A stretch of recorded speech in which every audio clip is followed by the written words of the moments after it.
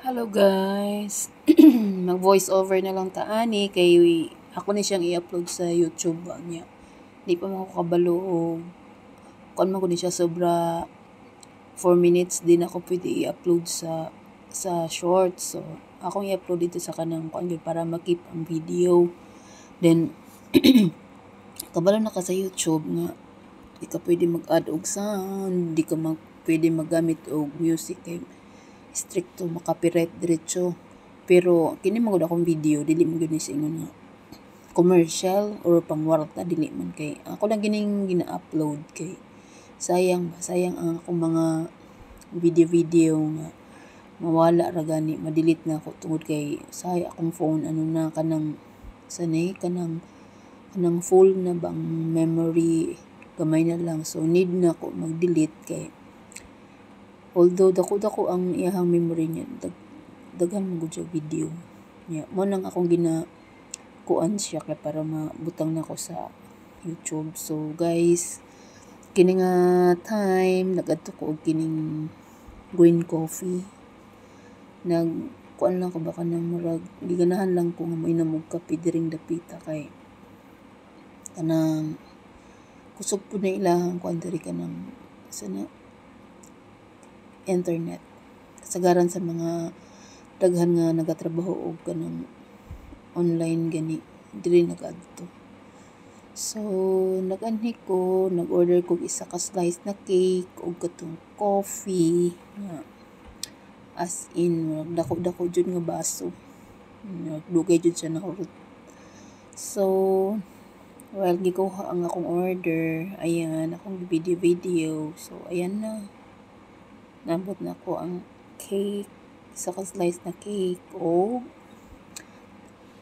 jumbo nga baso, as in dako ko sa nga baso. So ani lang gud ni siya, gina-upload lang nako siya kay para makip ang mga pictures, mga video kay sa YouTube man gud wala may limit kung pila ka kuan nimo ang i-upload as long as agid siya. So ayan ang akong giinom diri nga kuan hot caramel macchiato. Ganahan jud ko ani siya, ganahan ko sa lasa ani nga kape. Though dili siya pure coffee, but at least mas kuan siya ba, mas nanunuot ang kape kontra sa kanang iyang kanang sagol niya kay ang brewed man gud pud perti kapait. Ayan cake nila masarap din. Ayan, ako lang mag-isa dyan. Nagkuan lang gud dili man na siya crave. Ako nag-crave anang cake kayo kay di man kayo ko hinamis. Pero at that time giganahan lang ko magkaon og cake. That's why isa lang na siya ka slice. Pero guys, di na siya nahurot na ako. Labi na kanang nasa top niya. Tamis kaayo.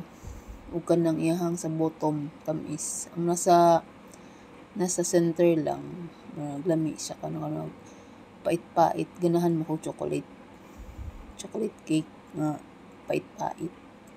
So ayan, dugay jud na ko na siya nahurot kay dako jud siya ang baso. Ayan, kuan lang po ko dira na kusog man lang net. Dala po na ako siya gi-edit, po na ako siya gi-upload sa TikTok. Mag-upload ko sa TikTok, then na may music on TikTok. So, diri lang guys.